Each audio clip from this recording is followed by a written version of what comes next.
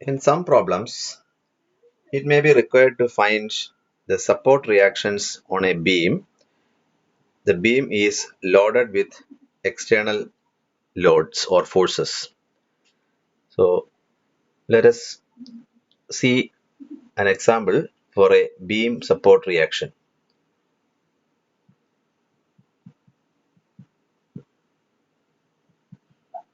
Support reaction on a beam. Here we have a beam as shown in this figure. The left end is supported like using a roller support, and the right support is a hinged support,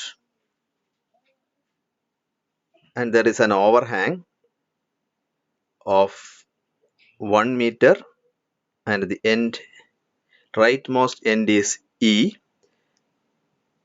The left support, that is a roller support, is A, and the hinge support is D. There are three different forces acting on the beam. An inclined point load at 1 meter from left end A. 1 meter, and at the free or the overhanging end there is a 10 kilonewton force, and this inclined load is 20 kilonewton at an angle of 30 degree with the beam, with the length of the beam. There is another uniformly distributed load of 10 kilonewton per meter as its magnitude, and the length of UDL is 2 meters, like this. So this is 10 kilonewton per meter is the magnitude of this UDL, and this distance is 2 meter. This is also 2 meter. This is 1 meter.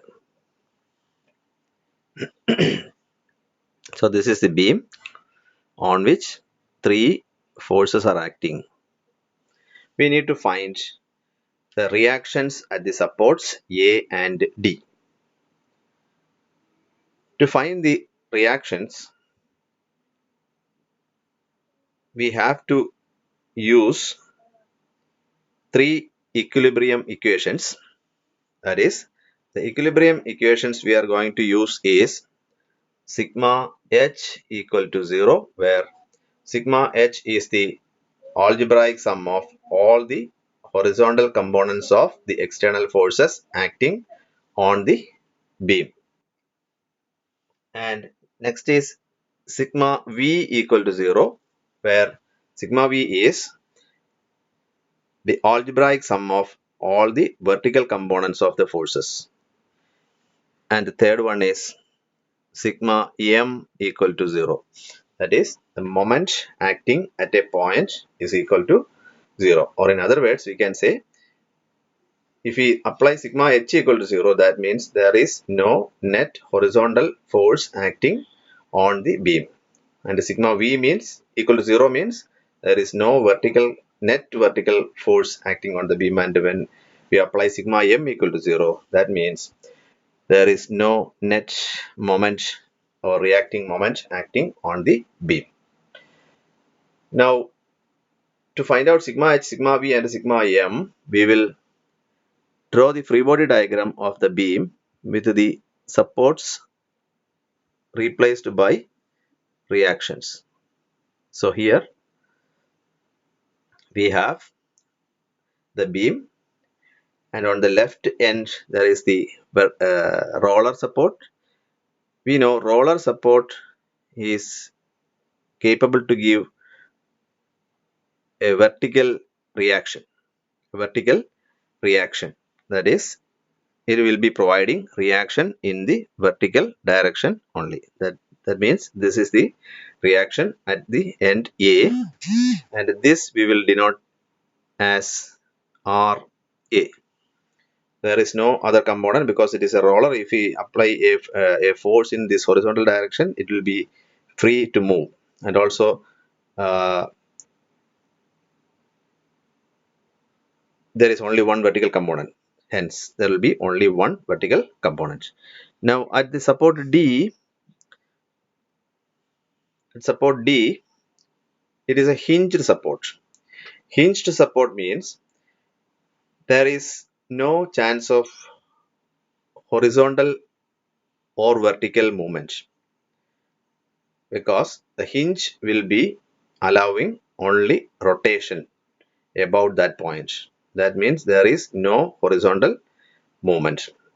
If there is no movement, that means that there is some reaction produced on the beam to resist the tendency or the movement. So, in this case, definitely there will be one vertical component of the reaction at the support D. So, if we denote RD as the support reaction at D, its vertical component will be, let us denote it as RDV, and its horizontal component as, say, RDH. These are the vertical and horizontal components of RD. So RD will be the resultant of these two. Resultant of these two. That means if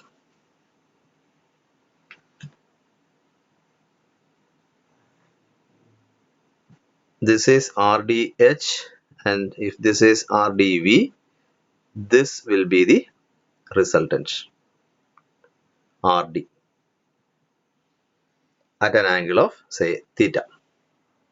So we need to find RD and theta. For that, we should find out RDH and RDV. That is the horizontal and vertical components of RD.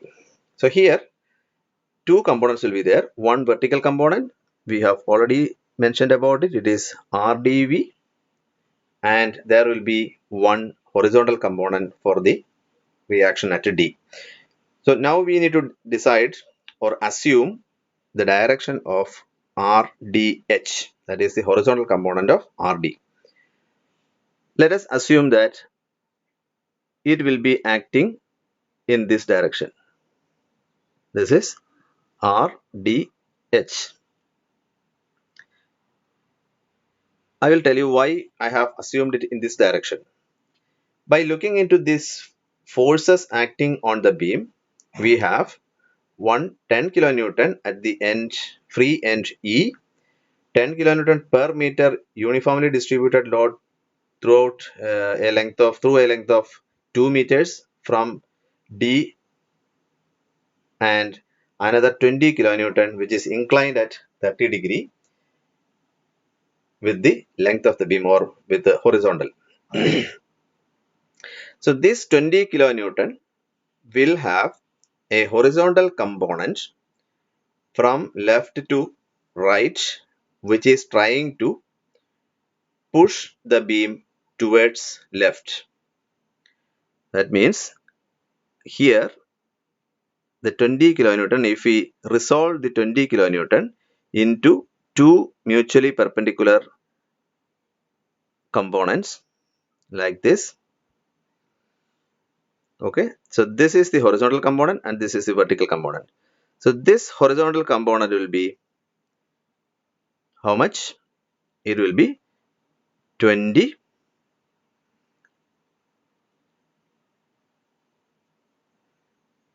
cos 30. Is it not? 20 cos 30, because this will be acting like this. This 20 kilonewton will be acting like this. So it is 20 cos 30 and this is 20 sin 30. And this will be minus and this will also be minus because the horizontal component is acting from right to left, and the vertical component is acting in the downward direction. So minus 20 sine 30 is the vertical component, minus 20 cos 30 is the horizontal component. So this horizontal component will be trying the beam, or will be pushing the beam in this direction from right to left, or in the negative minus x-axis, negative x-axis. So in order to make the beam in equilibrium or keep the beam in equilibrium, there must be, that is at this end on this support, there must be a reaction in the opposite direction. Reaction in the opposite direction. So that's why I have assumed this in this from left to right, or in the positive x-axis direction. Suppose when you assume, you made a choice that, or selection that it is acting in this direction.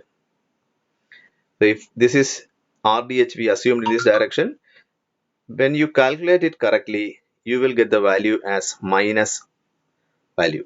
That means the assumption is the direction is in the other way, the just opposite way. That means it is actually acting in this direction. So this can happen in some other cases also. That means when there are a number of forces acting on the beam in various inclinations, we cannot easily or simply say, by looking on these forces, we cannot easily say that in which direction the net resultant will be acting in the horizontal direction, and we cannot simply judge the direction of the resultant, or the horizontal component of the resultant. So in that case also we can assume any direction, and the when we find out the when we finish the calculations, we will get the value as negative. If it is in the other way, then we should realize that it should have been drawn in the other way. Okay, so now we have these forces. The 20 kilonewton force is resolved into two components. Horizontal component as minus 20 cos 30, and vertical component as minus 20 sin 30. And we have a UDL acting from D to through a length of 2 meters. So in order to solve this problem, we will convert this UDL, that is uniformly distributed load, into a point load acting at the center of gravity of the UDL. That means from D, at a distance of 1 meter, a point load, an equivalent point load equal to 10 into the length. So this point load will be, or the magnitude of this point load will be, length of the UDL into, or multiplied by, the intensity of the UDL.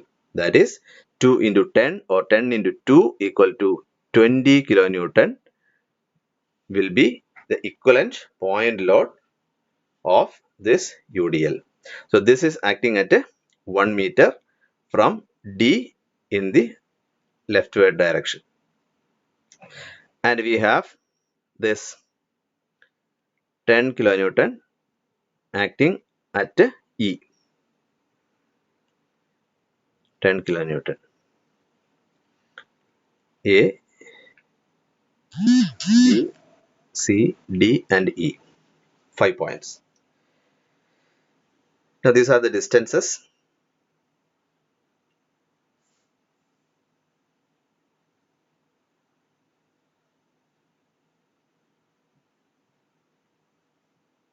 All the distances are in meters. So this is 1 meter, and this distance will be, that is from B to center of the UDL. Center of the UDL is 2 plus half of this length, that is 2 plus 1, or 3 meters. And this length, that is the equivalent point load to the support, it is 1 meter, and that means half the length of the UDL, and this distance is also 1 meter. So these are the distances. Now we will find out sigma h and sigma v, and also we will find out sigma m, and will be equated to 0. That means the beam is in equilibrium in both vertical and horizontal directions, as well as the net moment acting on the beam equal to 0.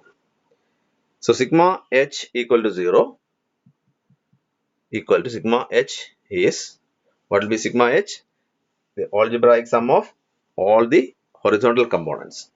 Here we have two horizontal forces, that is the positive horizontal force is RDH, that is the horizontal component of reaction at D.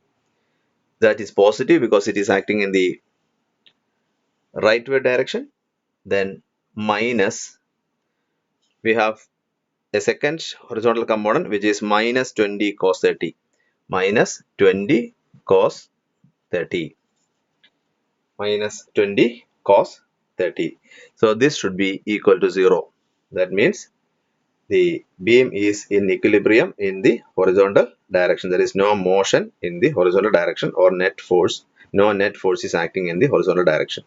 So RDH minus 20 cos 30 equal to 0, or you will get RDH equal to 20 cos 30 and its value is 17.32 kilonewton is the value of horizontal component of the reaction at point D. Then sigma V equal to 0. If you find out sigma V equal to 0, that is algebraic sum of vertical components of the forces. We have how many vertical forces? The component of 20 Newton, that is in the vertically downward direction, minus 20 sine 30. Then the converted equivalent point load from the UDL, 20 kilonewton. Then RDV is there in the vertical direction. Then 10 kilonewton is there at the end E. And RA, the reaction at A, is also there, which are acting in the vertical direction. Out of these, RA and RDV are acting in the upward direction. They are taken as positive. And the 20 kilonewton, 10 kilonewton, and the 20 sine 30, they are acting in the vertically downward direction, which are taken as negative. Okay. So we will find out sigma V and we will equate it to 0. So the first force is, positive force is RA, that is plus. Then the second positive force is RDV. Then the next vertical force is minus 20 sine 30. Then next force is 20 and minus 10 equal to 0. Equal to 0.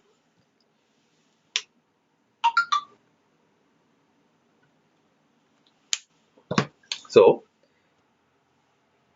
when we simplify this, we will get RA plus RDV equal to 40, because sine 30 is 0.5 equal to 40. Let this equation be equation number 1. Then we have now RA and RDV as the unknowns. There are two unknowns. We have only one equation. We need one more equation to solve or to find out the value of RA and RDV. The equation we can use is sigma m equal to 0. We can choose any point on the beam and we will find the moments or the algebraic sum of all the moments acting on the beam about that point, and we will equate it into 0. That means there is no net moment acting on the beam. So we will select the point A as the pivot or about which we find the moment of all the forces acting on the beam. So sigma m, we will write it as sigma m A equal to 0. Sigma m suffix A equal to 0. So how we will find it out? We can find out sigma ma equal, that means we find moment of all the forces about the point A. So as we know, moment of a force is equal to the product of the force, the magnitude of the force and the perpendicular distance between that point and the line of action of the force. So RA will not make any moment because RA is acting through the same point about which we are going to take the moment. And RDH will also have no moment, RDH, because RDH is also passing through the same point. That means there is no perpendicular distance, or perpendicular distance is equal to 0. So the moment will be 0. Or we can simply ignore RA and RDH because they will not create any moment. So the forces which are creating moment about point A are this 20 sine 30, 20 kilonewton, RdV and 10 kilonewton. Okay, that is how they are creating the moments. So sigma ma equal to 0. That gives first force which is creating moment is 20 sine 30. 20 sine 30. So 20 sine 30 is the magnitude, and 20 sine 30 will be trying to rotate the beam or displace the beam in this direction, that is clockwise direction. Normally we will consider clockwise moments as positive. So if we consider it as positive, the other one, that is anti-clockwise, will be considered as negative moment. So this 20 sine 30 will be making a clockwise moment. So it is taken as positive component of moment or positive moment. Then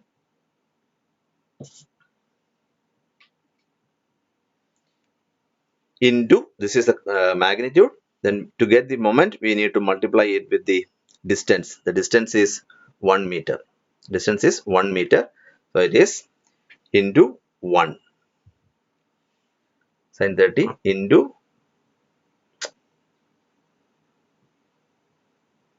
1 meter. Then next force which is making moment is 20 kilonewton, and this, so that is also creating clockwise moment taken as positive, plus 20 into the perpendicular distance between line of action of the force and the point, that is this distance. This will be the distance, that is 3 plus 1, 4 meters. So 20 into 4. Next force which is creating moment about point A is RdV, but RdV will be making anti-clockwise moment. So in this direction it is anti-clockwise moment. It will be trying to rotate the beam in this direction. To find the direction, there is an easy way. You put the pen like this and hold at this point about which we are going to make the find the moment, then apply the force in that direction, the direction of the force we are considering. So say if we consider RdV, you apply a force like this and see in which direction it is rotating. So you can see it is rotating in the anti-clockwise direction. So this is anti-clockwise moment. So it should be minus RdV into, what is the distance? The distance will be 5 meters into 5. The last force which is making moment about point A is 10 kilonewton, and it will be creating a clockwise moment about point A. So it is plus 10 into the total distance is 6 meters.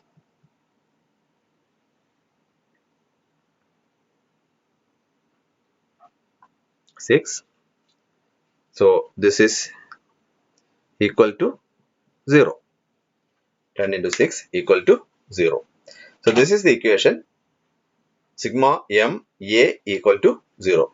20 sine 30 into 1 plus 20 into 4 minus RdV into 5 plus 10 into 6 equal to 0.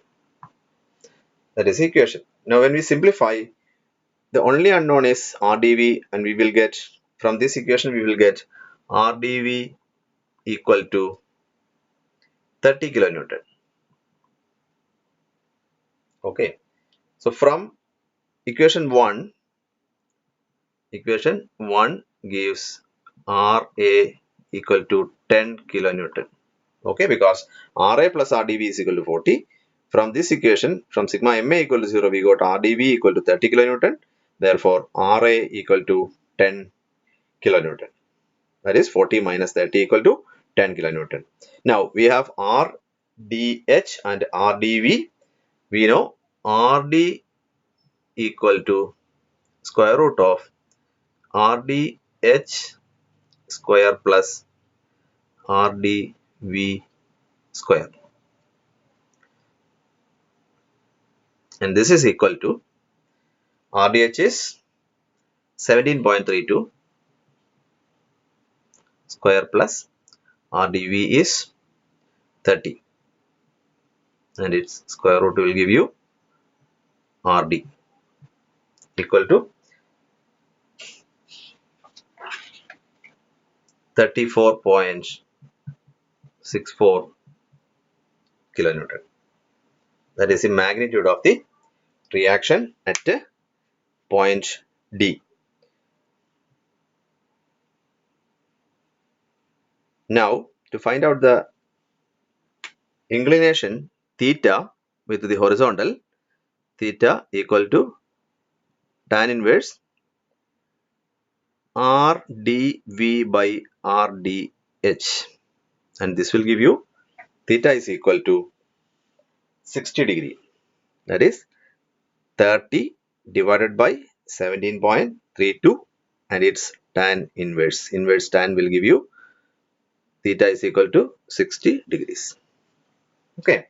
So if you draw this resultant or the resultant of the components of reaction at D, that is Rdh and Rdv, as